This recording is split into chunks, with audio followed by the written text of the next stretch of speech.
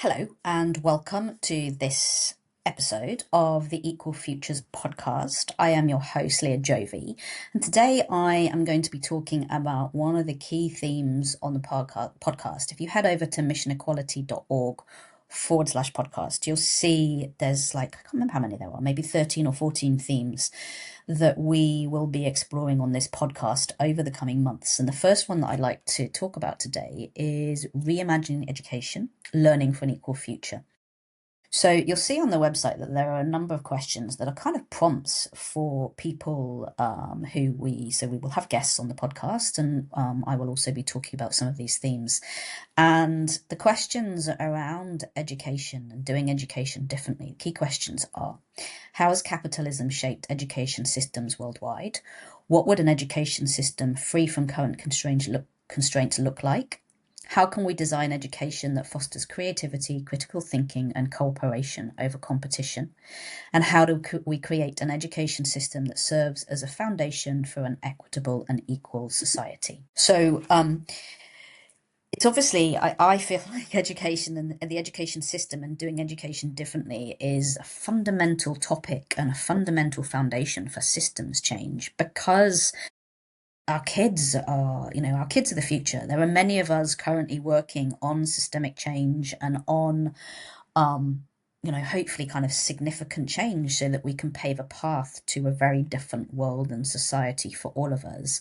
But I know certainly from my perspective and from Mission Equality that I'm not sure that I'll live to see the fruits of our labour and maybe not achieve some of that systemic change. So the goal really is, how can we pave a path to that? How can we kind of plant some seeds?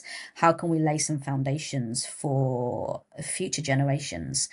And that looks like really diving into and exploring how can we design a completely different education system than the one we have today. Because the system that we have today is, people often talk about how it's broken. It's not broken, it's doing exactly what it was designed to do. And it was designed for a very different economic age and a very different time, the industrial age. And it was intentionally designed to basically spit out people and workers who could be controlled and who would do what they were told and who weren't educated to think differently or to do differently, who were basically just who were educated to literally be controlled and stay within the system and not rock the boat. And what we need today, given the challenges that we're facing as a society and as a planet, we need something different, and we need people who can think differently and who can do differently and who can design differently. And that lies with our children, the younger generations. So one of the things that I've been working on for quite a number of years now in my work is this, like, an answer to the question of how do we do education differently? And it started very personally for me.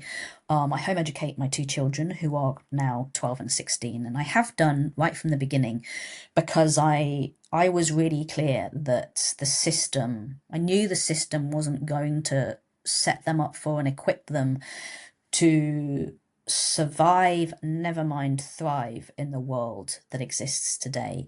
And I say that from, I had a very conventional, and actually, when I look back, a really good education experience myself. I went to a private all-girls school, went to university, I went to a good university, went through the milk round, got the first and only job I applied for, which was for my dream employer, management consulting company, and went into the corporate world. But I really quickly realized that I knew it wasn't what I wanted to do long term, because I looked up the ladder and I looked at the people at the top of the ladder, and I just thought, I don't want to be them. I don't want to kind of grow up to be them. I don't want to climb up the ladder and be them, because I knew that there was something missing. Like, they might have had lots of money and they were, they had all the trappings of a kind of rich lifestyle, if you like, but the work felt meaningless, and it was based upon what to me felt like, the very sort of capitalist principles of more money, bigger growth, expansion. And I had a sense that I probably couldn't articulate back then that just wasn't what I wanted to do and where I wanted to be. So I very quickly, within about 5 years, quit the corporate world and have been doing my own thing ever since. And I knew when I had children that I didn't want them to go into that system, and I knew that it wouldn't suit them and it wouldn't equip them to thrive. And at 12 and 16, it's so easy, much easier to say in hindsight, but I'm fairly confident that I've made the right decision, particularly given what I see happening in the world of work today. And a lot of the work that I do, so the consulting and kind of coaching and mentoring with organizations, and often very mission driven organizations and many nonprofits. And I see people going into these organizations and they are just not equipped with the skills and the competencies and the capabilities to do what's needed and to do the work that's needed. And, some of it is really challenging work, particularly when it comes to systems change and systemic change and progressive movements. School and the education system just doesn't prepare them for that.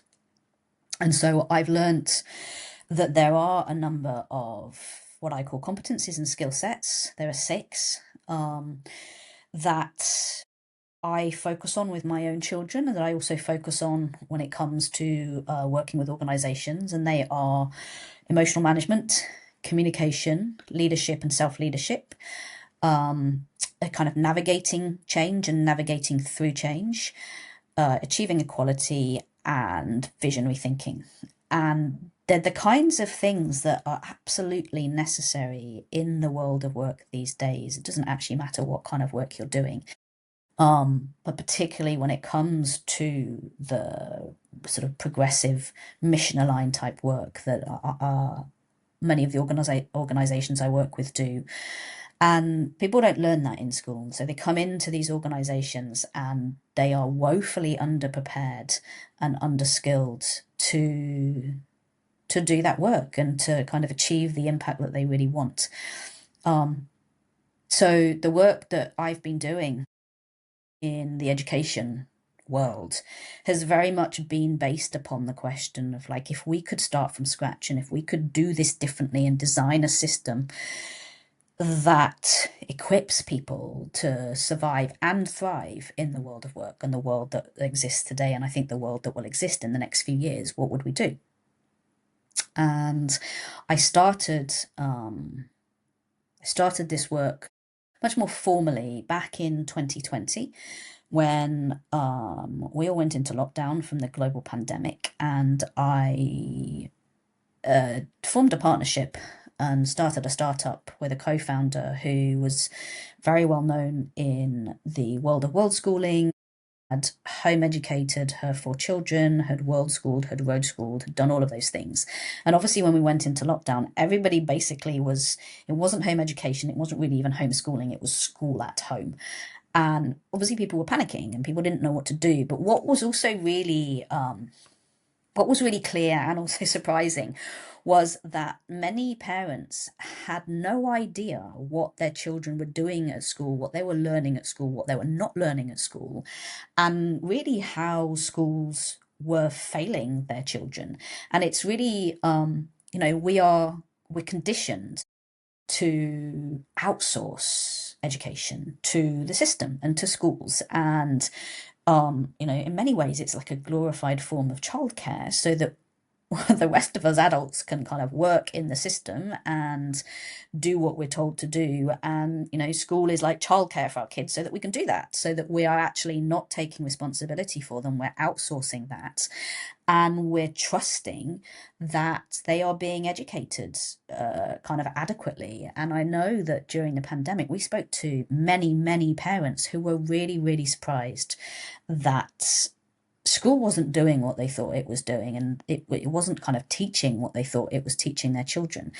And so I know it was very eye-opening for people, and there were quite a lot of statistics of people who continued to homeschool and to home educate after the pandemic. And I mean, many people obviously found it very stressful, and it's a significant undertaking to take full responsibility for your child's education. But what we're also seeing now is that sometimes it isn't a choice anymore because so many children are finding the system really difficult and really challenging and are being harmed by the system and the need to fit into spaces and environments that just don't work for them. And not only do they not work, they harm them. That there's a huge growth in the home education community, particularly in the UK, because so many parents are realizing that their children just cannot continue. There's like massively high levels of anxiety.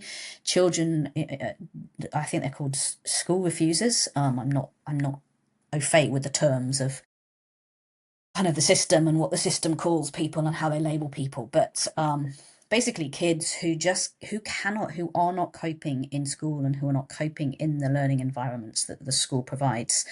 And so we certainly, with what we're doing currently, and I'll come on to the kind of project that I've been working on for the last few months, are getting numerous parents contacting us all the time about the different options and if they need to pull their kid out of school, what exists, what can they do, how do they do it, and it's a lot more common and it's a lot more frequent, and I think it's only going to continue to happen more frequently because the system is failing so many children.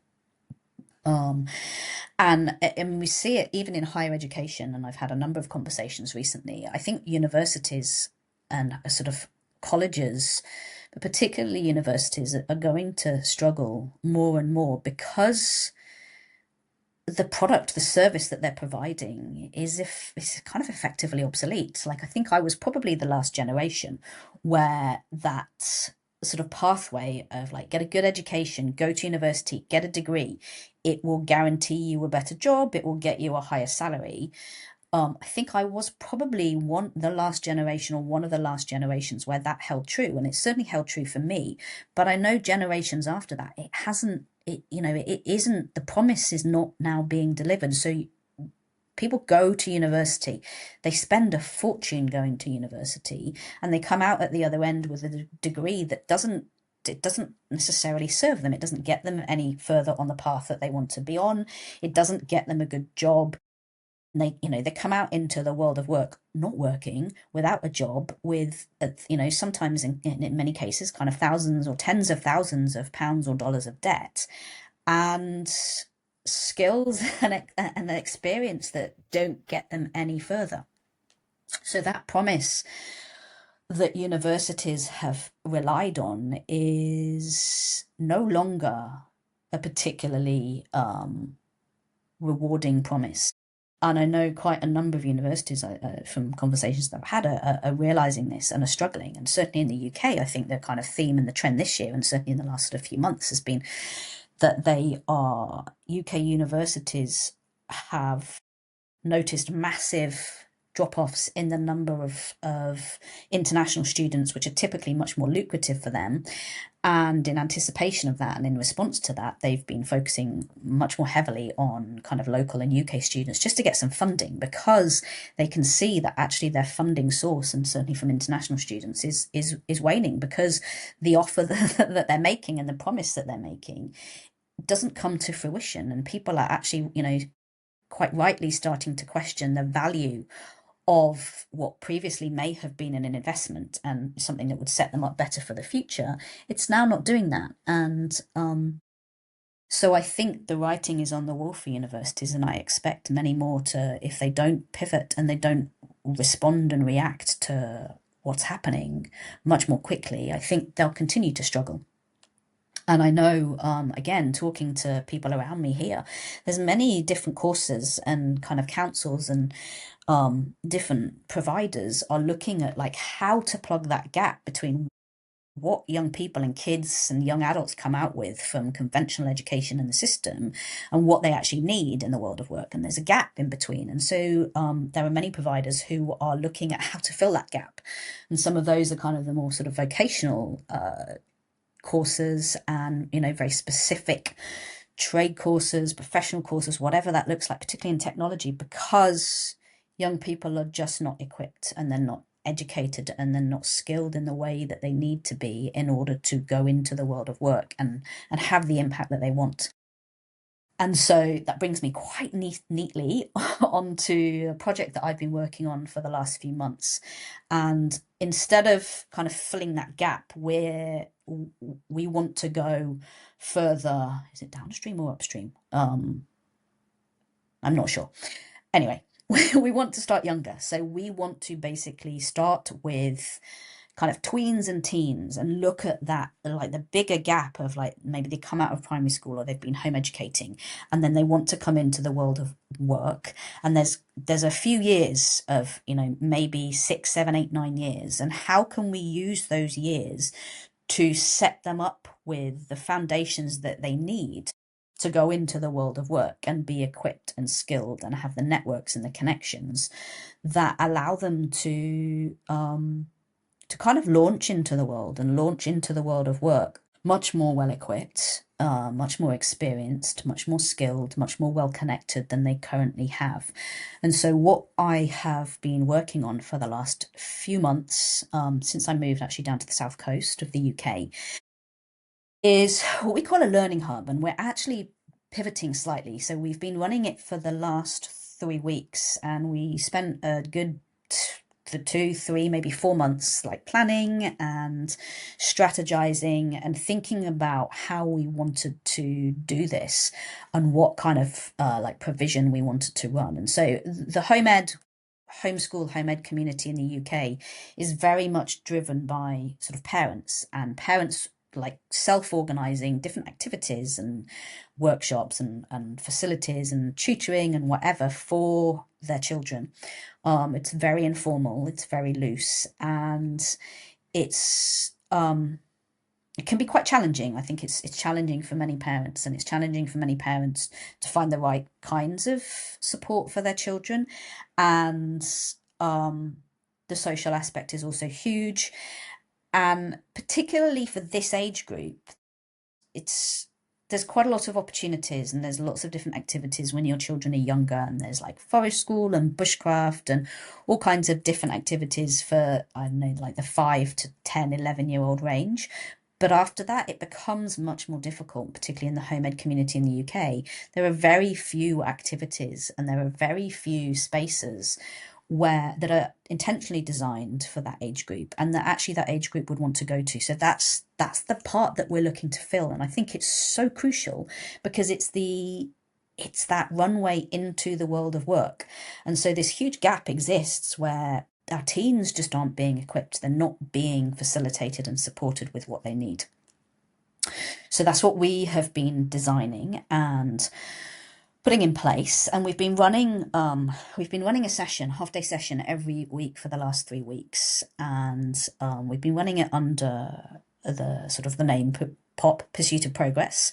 We're about to pivot and rebrand, and the kind of underpinnings and foundation of the rebranding is using the concept of an incubator, and it's basically going to be an incubator for teens. So a teen incubator, which kind of it is a play on, well, not a play on, but it's a model of incubators that you see in the world of work for startups, and basically for supporting young people and teens to be in a space where they are kind of exposed to lots of different opportunities and different pathways and different professionals and different professions, so that they know what's possible, and it doesn't just have to be the conventional kind of paths into the world of work and your conventional careers. There's so many different options and possibilities, and certainly where I am on the south coast, we have an amazing ecosystem of entrepreneurs, people doing really cool things, small businesses, some bigger businesses,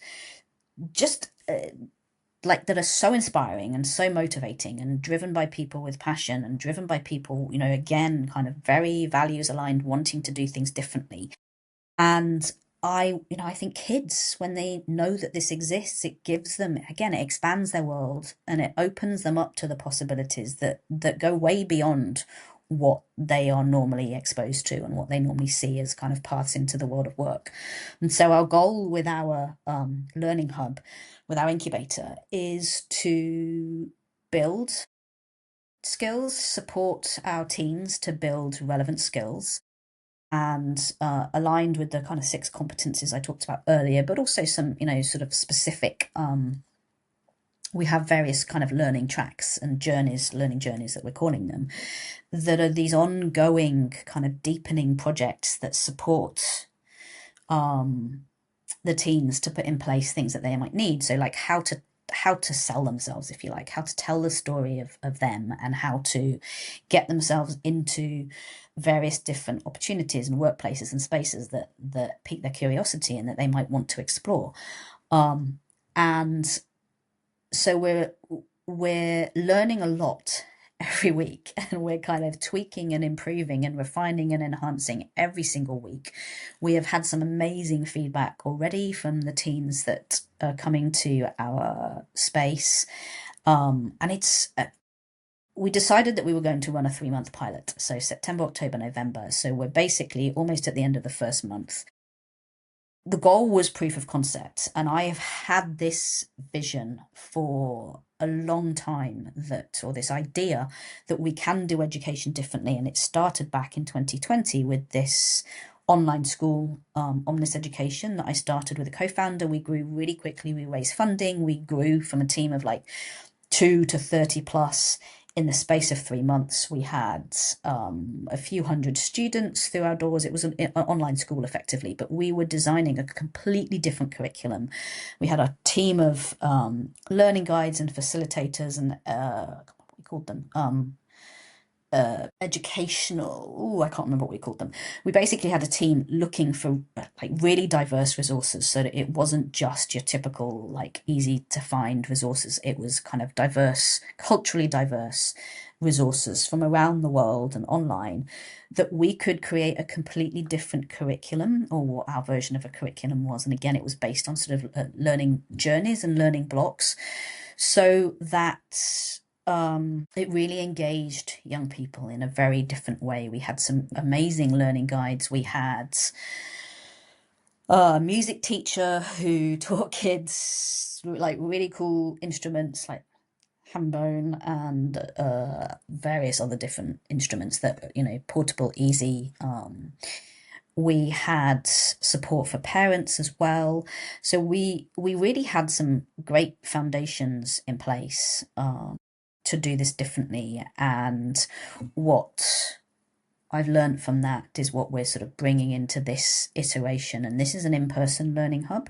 We are going to supplement it with online resources as well that will be accessible online to everybody. But we're already, I think, at the stage where we can probably say we've almost achieved the proof of concept, which is what our goal was. Like, is what we're envisioning, is the idea and the concept of like how to do education differently, is it going to work? Would it work? Will it provide the kind of environment that we think teens and young people need to be self-directed, to pique their curiosity, to guide themselves and to self-direct into the areas that they're interested in, and to build skills, the kinds of skills that we know that they'll probably need. And we're already ticking many of those boxes.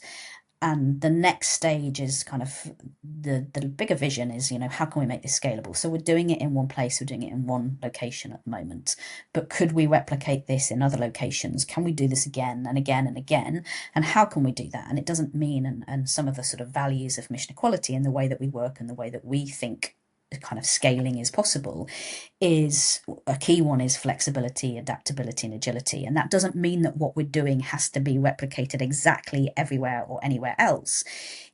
The approach needs to be sort of flexible and adaptable, and obviously based upon different locations and cultures and the people in each community. But the core foundations and the core tenets of what we're looking at and how we're doing this differently and how we want to approach education and facilitating and supporting young people, I think will hold true. And what we're seeing is that they're basically creating the results that we hoped that they would create. And we're seeing, even after 3 weeks, like some of the young people they came to us with massive anxiety, really high anxiety, having come out of school or having not been in sort of group social settings with other young people for quite some time because of their anxiety. And even after 3 weeks, we're seeing them come out of their shell. We're seeing increased confidence. We're seeing them kind of interact with adults and other young people. We're seeing them be really enthusiastic and motivated by the kinds of activities that we're doing.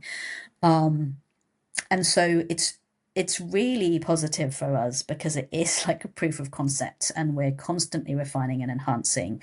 We're already thinking about how, beyond the pilot, how we want to run this, and how we want to get kind of closer to the vision of how we would do this differently. So it's a really interesting time in education. I think there is a lot of work to be done, and I think more and more people are going to be looking for and are going to need a way of doing education differently for their young people, because the current system is just not working. It's working as it was designed, but it's just not working for probably the vast majority of us. And so, I think things have to change, and I think that they are going to change. And we are very hopeful that what we're experimenting with and what we're creating is going to be a key part of that. So I would like to have my co-founder join me on one episode of the podcast so we can talk a little bit more about the specifics of what we're doing and what we're learning and kind of what we've done so far and what our plans are. But as an introductory episode to doing education differently, I would love to hear your thoughts. I'd love to hear your feedback. If you're also working in this area, please do let me know what you're doing and the kinds of insights that you're experiencing. And I think it's so necessary, reimagining education, so that we can design and implement a future that works much better for all of us. To me, feels like a very, very necessary thing.